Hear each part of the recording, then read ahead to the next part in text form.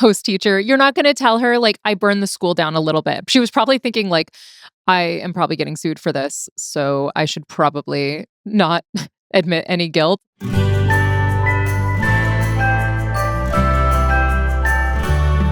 to survive the classroom.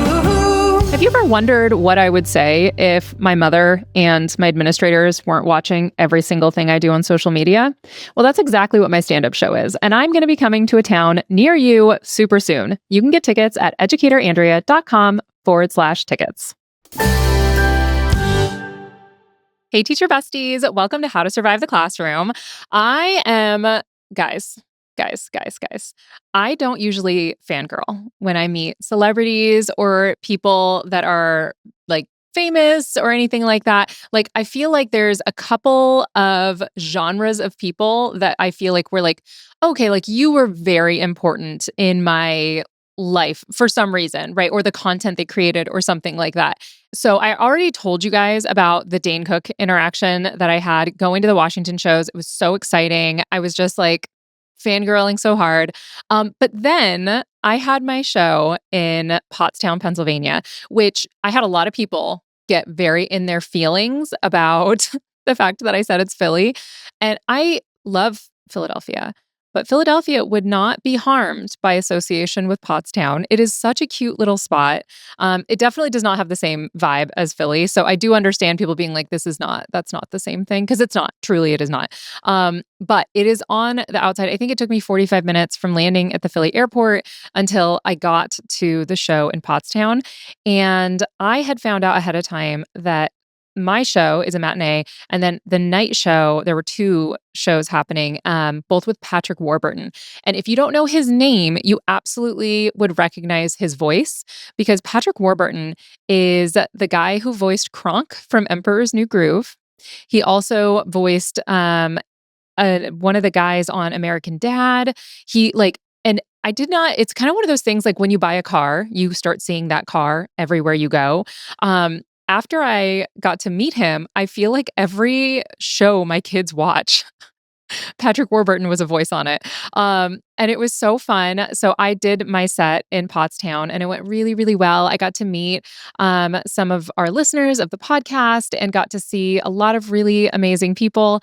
And then the guy who runs Soul Joel's there, he actually let me hang out. And so I got an introduction to Patrick Warburton and got to watch his set and all of that, which was phenomenal.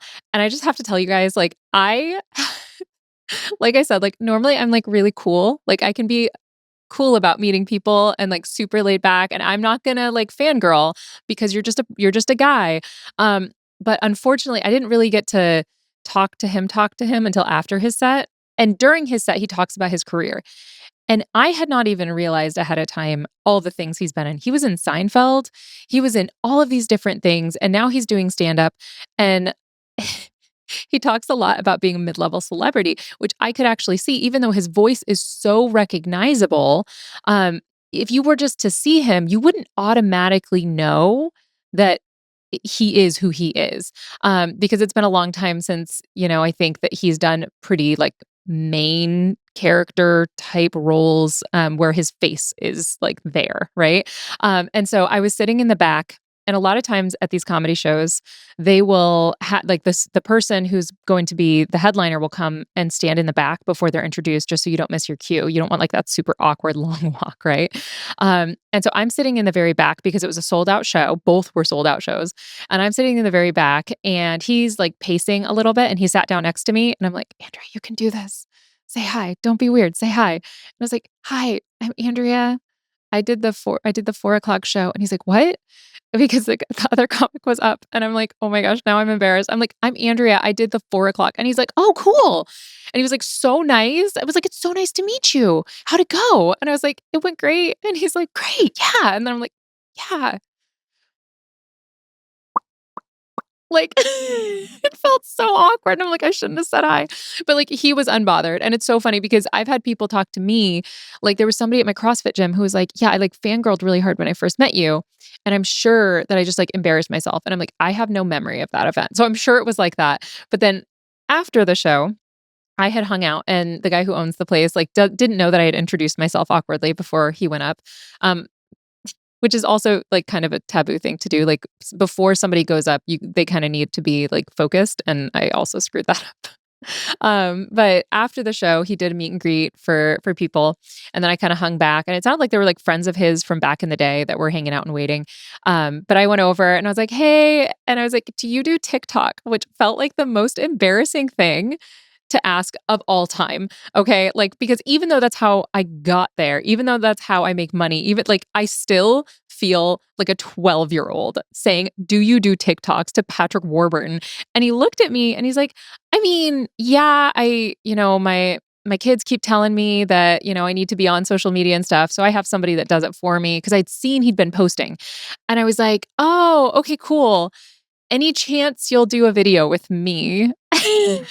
You guys, my discomfort made the whole situation so much more uncomfortable for all of us because I was like, "Do you think maybe you would do a TikTok with me?" And he kinda looked at me kinda weird, and I'm like, "Okay, so," and I wanted to explain to him why this TikTok is funny.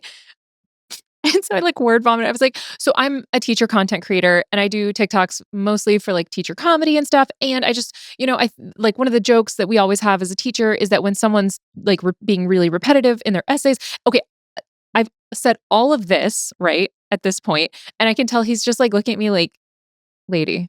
I'm like, so like, we say that it's like a poison for Cusco thing, like Cusco's poison. And he's like, oh, and I was like, so all I need you to do, like, I'm gonna say my line and then you say your line. And the Cusco line. And he's like, sure. And he did it and it was great. And I was so glad. And but you guys, I was so embarrassed. And it's so funny because it's not something that I think he even was uncomfortable with. If somebody asked me to do a TikTok with them, I would not think anything of it. But I was genuinely just like, he's like a real celebrity from Hollywood and all of that. But again, he's just a guy. But for some reason, I was so like very Twitter pated and was just like, oh my gosh, so thanks. Yeah. Okay. Thank you so much. Oh my gosh, it was so bad. But it was genuinely so fun seeing him do a stand up. If he does come through your town, go see it. I will say that it's not a clean show, which I thought it might be just because, and my show also, by the way, is not a clean show. But I thought his might be because the name of it was Still Catholic of his tour. And it's not a clean show. But it was so good. But I do like to try and have that little caveat because I've had a few people that came to my shows, and because my content online is edited for online formats, they're like, "Oh, I didn't think there was going to be anything," and I'm like, "Really? You didn't think there was gonna be anything at all?" And then they always tell me that Leanne Morgan makes a lot of money by being clean, and I'm like, "Thank you, I'm so happy for her." But the great thing about comedy is we all do it our own way. But yeah, it just guys. So I got very Twitter pated and fangirled a little bit over Patrick Warburton, but he was amazing, and you guys should go see him if he comes to your town because I know his tour is kind of everywhere. And I mean, it's Kronk. How can you not support Kronk? And truly, after I saw him, and now since we're co-stars because we did that video together, I've every time his voice came on my TV this weekend, I was like, "Oh, it's my friend Patrick." My mom was like, "I don't think he's your friend." I was like, "He's my friend. We're co-stars. Actually, we were in a TikTok together, so actually, we're co-stars. Thank you so much for respecting my profession." Um, so yeah, big fan, 10 out of 10. As I'm recording this, my kids just went back to school, which, feels a little bit early. But by the time you guys listen to this, probably everybody's kids are back to school. And my son started kindergarten, so thoughts and prayers for his teacher. She's a first year teacher, and I went to back to school night, and I don't know how many people I've seen who have looked quite as terrified as this poor woman did. And she's not like a super young teacher. She looks like, I think she's probably already had another career and she's retired now and was like an assistant or something last year. And now she's teaching the kindergarten class. And she kind of was like at the open house. And I was like, "How are you?" And she's like, "I'm very nervous." And I was like, "You're going to do great. And the great news is, after you've had my son in your class, it will only get easier." And she's like, "Oh." And I was like, "No, it's great." She's like, "Oh, I'm sure I'll love him." And I was like, "You will, and that won't be the problem. Everybody loves him, but he's he is himself. So, yeah, first day of school stuff, and my sweet older daughter started 1st grade, and, we went to back to school for both of them, and the back to school night during the during the teacher's, like, introduction and stuff, she asked if anybody had questions. My daughter raised her hand, like, very firmly, and the teacher's like, "Yes." And my daughter goes, "I have 2 questions. First question, why do we need earbuds?" And that had already just been answered. And she's like, "Oh, well, can anyone help?" And all of that. And like, and then the teacher tried to move on. My daughter raised her hand again and said, actually, I said I had 2 questions, remember?" And started asking her second question. And I was like, oh, reel it back there, sweet girl. Reel it back. You're actually not in charge of this classroom. But don't tell her that because she is pretty sure that she is. So, I also, by the way, I would love to hear your guys' back to school stories as we roll into fall. I want to know everything that you guys are dealing with because I feel like, especially elementary teachers, those just rough diamonds that come into your class who don't know how to be a human yet. Oof, that's a lot. So I want to hear all about it. All right. So speaking of hearing things from you guys, we have some amazing voice memos that were sent in. So let's jump in to the first one. Back when I was first teaching, I was teaching a high school sophomore speech class. I was teaching English and speech, and we had a demonstration speech. This was back when you had the projector on the wall and you had to roll it in and you can hook it up to your computer. Well, anyway, the girl giving the speech lived across the street and she said, "Oh, I'm picking up my home internet." She gives a speech about how to download music from LimeWire. It says, "Oh, you can also download videos." She clicks on a link and it is full on porn, penis and vagina, naked bodies everywhere. Kids saying, "Oh no, what's happening, Mrs. Hyatt? Is he hurting her? My eyes, my innocence." The whole thing was absolutely horrifying. I jumped in front of the projector on my back, they later told me. At the end of it, I basically told the class, "I will not be your teacher tomorrow. It was a lot of fun, but I'm going to lose my job." Went up, told the principal. She did nothing but laugh and not really help me. Long story short, the kids did not tell on me. Apparently, they wanted to keep me. I kept my job, and no, not one parent called. The whole detailed story is pretty funny, but that is what I survived as a high school teacher, now retired. Oh my gosh. That is something I every time that I like, and to a much milder extent, anytime I'm like showing a YouTube video, I'm worried about ads that are going to be like about tampons or lubricant or perimenopause or something like that, because that is the biggest fear, right? That you're watching something and then the ads come up that are going to be something specific. Or what if I bought lingerie for my husband and then now there isn't going to be an ad about lingerie that shows up? That is so much worse though.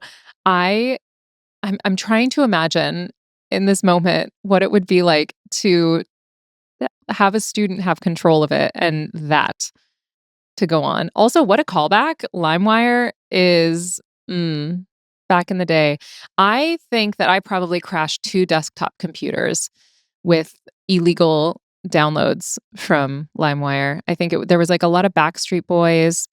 There were a few like concert renditions of different bands that I really liked, and so I couldn't, afford to go get them, or possibly and probably, sorry, mom and dad, they might have been parental guidance ones, and I was trying to be sneaky, and so I would download the parental guidance advisory ones and burn them onto a disc, and it would be like summer hangout session and it would just be like scrawled across the top on LimeWire.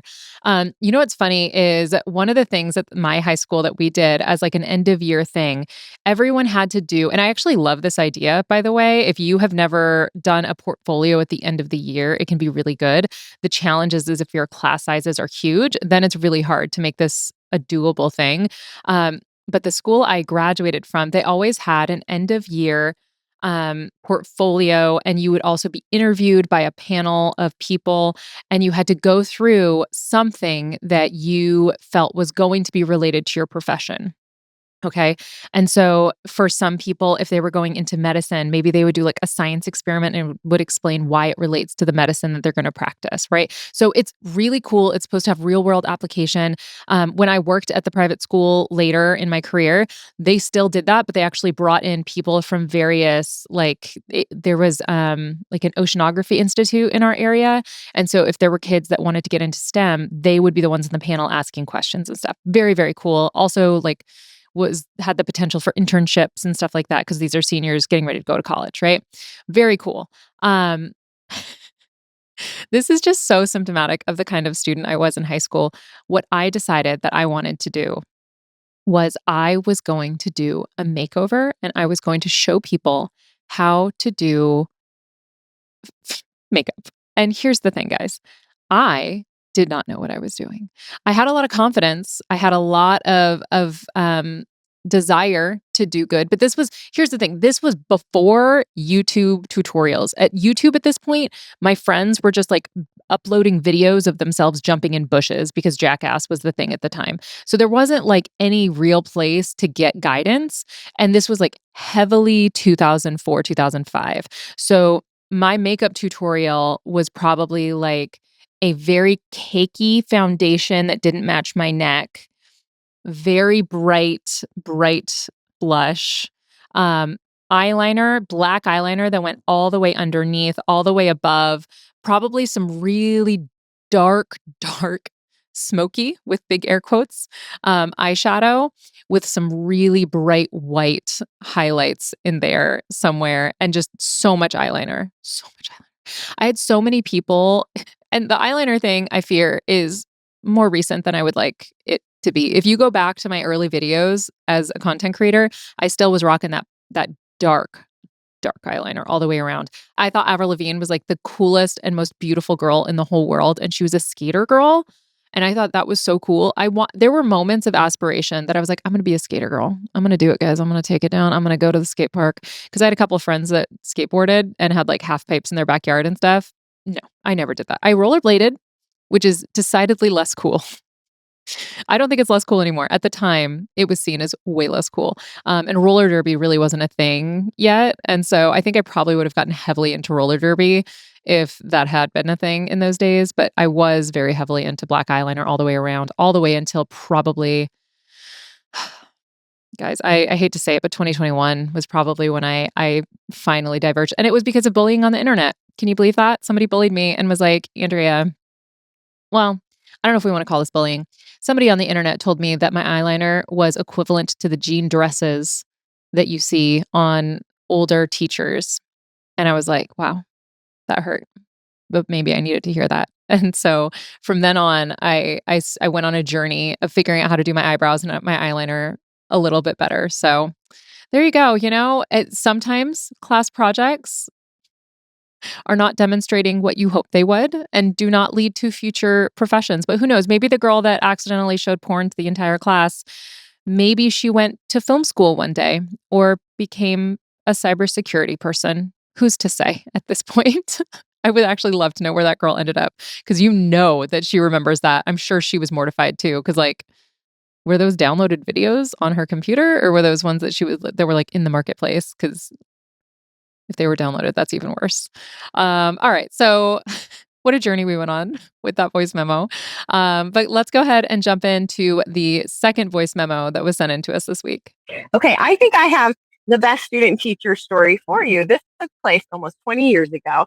And I am an art teacher. So I was placed in an art classroom for student teaching. And at the time, we were only teaching in the afternoons. And I had just finished teaching my first lesson. And my mentor teacher calls me the next morning and just very abruptly says, "Do not come in today. You are not allowed to be here." So I'm thinking, oh my God, I was so horrible. She fired me. Like I tried asking her why I can't come in. And she just, frantically says, "I can't answer your questions. Just turn on the TV." So I go and turn on the TV. And on the local news channel, there is my school surrounded by fire trucks with a caption on the bottom of the screen that says, "Art teacher burns down classroom." So turns out she was melting wax on a hot plate before school. She left the art room to go to another building to check her mailbox, and she came back in, and the art room was on fire. Nobody really knows how it caught fire. But fun fact, when there is a real fire, your sprinkler systems are going to engage. So anything that wasn't destroyed by the actual fire was ruined from all the water damage that happened. So now I have this intense fear. I will never use wax or hot plates in my own art room all these years later because I will not burn down my classroom like my mentor teacher did while I was student teaching. Oh my gosh. Can you guys even imagine? Like, number one, what the heck? Host teacher, you're not going to tell her, like, I burned the school down a little bit. She was probably thinking, like, I am probably getting sued for this, so I should probably not admit any guilt. And it's so funny that you're like, she left the hot plate on and that started the fire. And then you're like, we don't know exactly how it started. We do. We do. She left the hot plate on and it started a fire. I don't know about you guys, but I think that actually was the impetus for me. I don't know about you guys, as if everyone is also ADHD. I got diagnosed with ADHD, like I've talked about many times, like only a couple of years ago.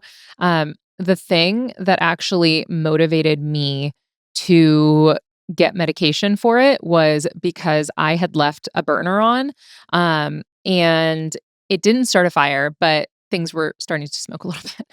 And I have kids. And so it was one of those things where I was like, okay, I'm probably at the point in my life right now with as many things as I am balancing that it's time. Like I can admit it that I, need a little bit of help with focus and all of that kind of stuff. Like at the point at which I'm putting my family at risk of a burning building, that feels like maybe it's time to just get over myself and get medication. But yeah, I'm trying to think and that's the thing with science teachers and art teachers. I feel like you guys are the ones who actually deal with physically dangerous stuff. As an English teacher, I have to be really creative if I'm going to bring danger into the classroom. And sometimes that's what you got to do to get kids interested. But I was always a little bit jealous when it would be like a really beautiful day outside and I would look out there and I would see the science teacher standing on top of the building dropping eggs or like shooting off rockets or something like that. Like, could I navigate a way to potentially make that happen? Maybe, but it's going to be a lot harder to justify doing something like that than if I were a STEM teacher making, rockets and all of that. Although art is a really cool way of doing it too. Um, I am a little curious what they were doing with wax melting. Like, were they making candles? Were they like doing one of those things? Because all I think of when you said that was like the art that was a little bit popular for a while where people like taped a bunch of crayons and then took a hair dryer. But it sounds like that's not the situation here. Because if it was a hair dryer, there would not have probably been a fire. In my first year teaching, I had the closest I ever got to something quite like that was when there was a bomb threat at the school. And so I had to I was a provisional teacher since I never had a student teaching year. I was a provisional teacher and I didn't know what I was doing, but I did like one day they were like, "Hey, everyone needs to get out now." And that's all they told us. They wouldn't tell us what the deal was. They said, "Leave your stuff, get out of the building." So we did. But part of my stuff was my car keys. And so myself and this other brand new teacher, we both were brand new to the school and all of that. We had left our keys in our classroom and we left and they ended up sending all the kids home. The buses came, all the kids left. And so it was just the teachers who had left their keys in the building and they had to get the bomb squad there and they had to do like the bomb sniffing dogs and like all of that stuff. And eventually they cleared it. So thankfully there was no actual fire that occurred, but that is a pro tip for you teachers. If you ever do get evacuated from your building, don't grab all of your stuff. Does not include probably your wallet or keys. I would still grab my wallet and keys if it's safe to do so, because after that, every time I get evacuated or anything like that, I'm like, I am not going to get stuck here. Cause I was there till like 8 p.m. because we had to wait for like federal people to come. And because we were in a very rural area, there was like no one there. So it was me and this girl sitting in the parking lot for hours and hours and hours waiting for the bomb squad to clear our classrooms. And I think what ended up happening actually is they didn't even clear it before we got our keys. We just told them where our keys were. And the bomb squad guys like brought our keys out to us so we could go home. But yeah, there you go. So, lots of life lessons for you guys. You're going to have to make sure you bring your keys out and don't leave any of those hot pads on. I also am constantly terrified I'm going to burn my house down even now with my medication. So I got one of those things. Guys, this is actually very exciting. We're going to go to a break in a second, but I have to tell you about this. It's like when you're at the hair salon and they have like a little shelf and they have a little metal part of the shelf and you can put like your curling iron and stuff in there. I got one of those so that I don't burn my house down. So fingers crossed that it works and I keep us all safe because there were a few times where I would like curl my hair and I would leave it on the counter and I would leave it next to like what is probably an alcohol-based perfume bottle and a box of tissues. And it just seems like I was really flirting with danger there. So, speaking of flirting with danger, question mark, who's to say? Maybe it's flirting with danger. We are going to take a look at a very cool classroom resource that I found for you right after this. Welcome back, teacher besties. I know you enjoyed that seamless transition and teaser for what I'm going to share with you guys. So I have recently come across a bunch of different AI checkers, and I'm going to share one with you. Now, the one that I found online, I don't know if this is the same one. So I saw a video, I saw an Instagram reel, I shared it to my stories and stuff, where it is a plugin that will monitor how long someone is working on a text. So if you share a document with somebody, you can see the edit history. So you can see what's been pasted in and what's been edited. If someone is working on there and typing up their essay, then it should come one word at a time, right? But if it looks like somebody has like just plopped in a big group of text onto the document and then gone back and edited a few things, it'll show you that.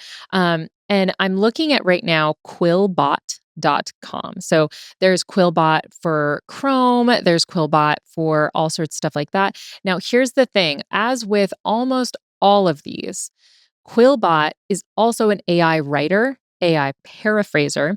It has an AI humanizer. And so that is the challenge that we're dealing with right now across all levels of school, is that we are not only dealing with students that are just typing it into ChatGPT, because I think at this stage they know that that's kind of obvious, and they might go in and make a couple changes. But something like Quillbot, where it's got a grammar checker, but it also has the ability to try and humanize it. And the more that people are using these, it's going to be easier for them to get away with it, essentially. And so my recommendation for you guys, if you're gonna do something on computers and have them type something up outside of class, is to try and use some of these. It depends on your school, how you're going to handle it. I know some schools are very, very strict about the way the AI is used. I just saw a news article actually that talked about how in the state of, I think in the state of Illinois, they recently came out with a law that therapists and AI chatbots cannot work as a therapist, and that therapists are limited in how they can use chatbots to complete their practice, which I think is fascinating for a few reasons.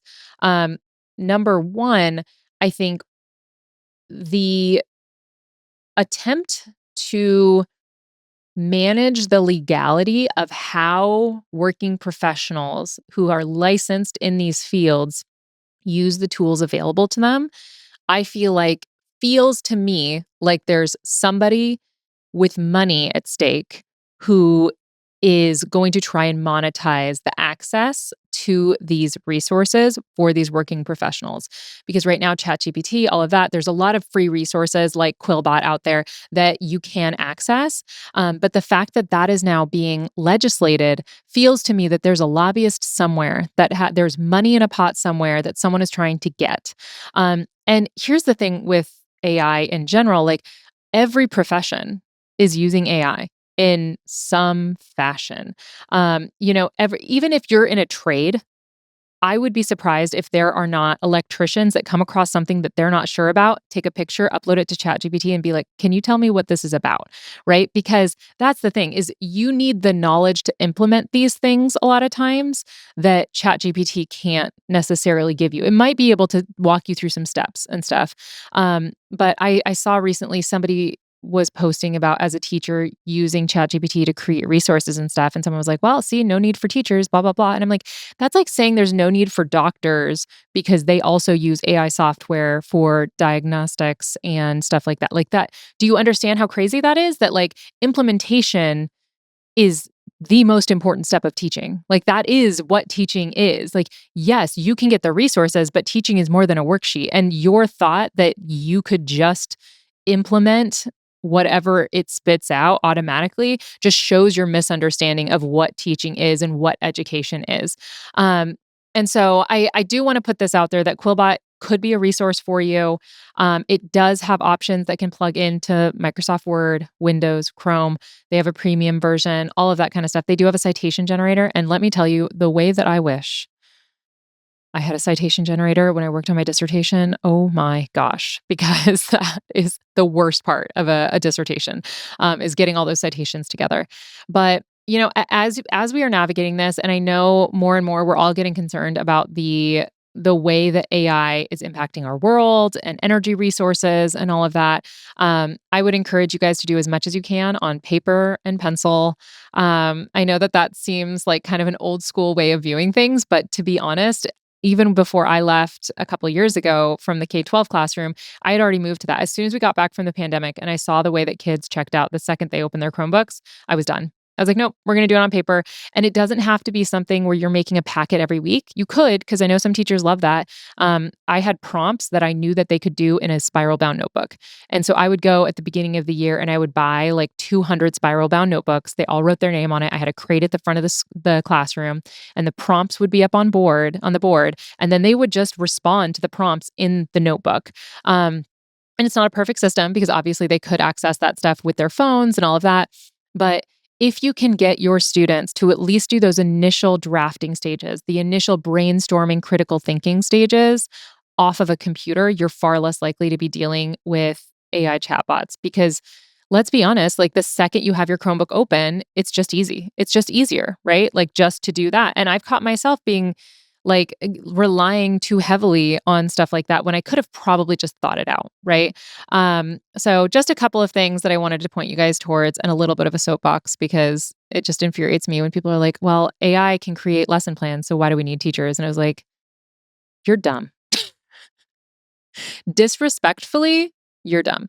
All right, guys. So the hill that I will die on this week, and I'm going to tell you right now that this is going to make some people a little upset. And I'm sorry about that, but I'm not that sorry because this is the hill I will die on.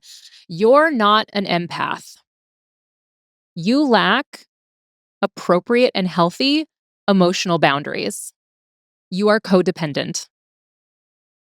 You are. I'm so sorry. Every single person I know that's like, but I'm an empath. And I'm like, okay, but like,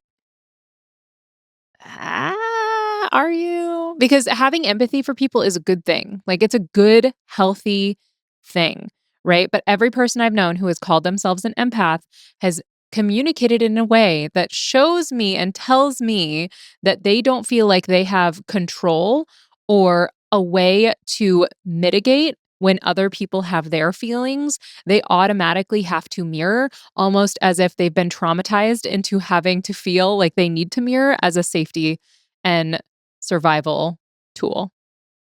And that is a hill I'm absolutely going to die on. I want to very, very, very thoroughly thank every single person who has come to a show. Doing stand-up is something that I have always been scared of doing. If you've been with me since the beginning, you know that it's something I've talked about a lot, but I've been very afraid to do for many reasons. And I just want to say thank you so much for those of you guys who have come to the shows and made this dream come true. I'm not going to cry. I'm going to get it together. I just hit my 10th show. And for most people, I was talking to Gasper about this because he's doing the Teachers Lounge shows with me along with Phil. And for most people that are doing stand-up, they don't get the opportunities that I have until they've been doing it for like a decade or decades. And they may never get the opportunity to have a headlining show with 200 people that come and see them. And most of the time people get years and years of practice getting to do this before they're standing in front of 150 people or whoever's there for you. And I've gotten the opportunity to do that very early on in this process. And so I just want to say thank you for bearing with me. For those of you guys who went to some of my shows, especially early on, I don't think there's been a bad show, but there definitely have been some shows that I felt like I crushed, and other shows that I was like, I could have done a lot better. So if you come to a show and I come back another time, I would encourage you to come back and see me again, because I guarantee you the shows are only going to get better, and they are so much fun. And every show, even the shows that I was like, oh, I didn't crush that one, I've had people reach out and say, oh my gosh, that was amazing, thank you so much, it was just what I needed before school, because everyone else is allowed to have a learning curve but me, in case you were wondering. So genuinely, thank you guys so much for coming to the shows. I have a bunch of shows coming up in the very near future. You can go to educatorandrea.com/tickets. I've got all of my shows, both for the Teachers Lounge, where I'm with Gasper and Phil, or my solo shows. The solo shows are going to be mostly in the Midwest, because I am a mom of a 5 and a 7-year-old. And so I am trying to, as much as possible, limit travel, especially out of state. And so with the Teachers Lounge shows, if you do see us coming to your city, that's probably only going to happen one time that year, because Gasper and Phil and I all have kids that are that age. We all have a 5-year-old at home, and then Gasper also has a 7-year-old at home. So because of that, we're trying to make sure that we're taking care of our families while still supporting you guys and making you laugh and all of that. So make sure that you check out the dates that we're going to be in town. And we always have a free meet and greet after the show. The only thing that could stop that from happening is if there's a flight that has to go right after the show. So for example, if you're coming to my Raleigh show, Gasper and Phil are going to be able to stay for the meet and greet for that, but I'm going to have to leave because my flight leaves like real quick after the show. So, but yeah, thank you guys so much. I so appreciate those of you guys who have come to the shows and supported me and made this dream come true. It has been so incredible, and it is always going to be my goal to continue to support teachers and make them laugh and make them feel seen, because that is why I am doing all of this. And if you have a story of something that has happened in your classroom, or that you remember happening when you were a student in a classroom, then you can contact us and submit your voicemail. It's going to be at podcasterandrea.com, and you can go to the little voicemail section on there, or you can email us, andrea@human-content.com, or contact me at Educator Andrea, or you can contact the whole Human Content Podcast family at Human Content Pods. And thank you so much for those of you guys who have left reviews. And if you haven't yet, listen, you need to get it together and leave me a review. But thank you for those of you guys who have already done so. And if you want to check the full video episodes, they are up every single week on YouTube. Thank you so much for listening. I'm your host, Andrea Forkham. Our executive producers are Andrew Forkham, Aaron Corney, Rob Goldman, and Shanti Brooke. Our editor is Andrew Sims. Our engineer is Jason Fertizo. Our music is by Omer Benzvi. And our recording location is Indiana State by College of Education. To learn more about our How to Survive the Classroom's program disclaimer and ethics policy and submission, verification, and licensing terms, you can go to podcasterandrea.com. How to Survive the Classroom is a Human Content production. How to survive the classroom. Thank you so much for watching. Want more of How to Survive the Classroom? You can watch more episodes right now. Just click on that little box over there. You see it? And if you haven't yet, please subscribe. Okay, bye.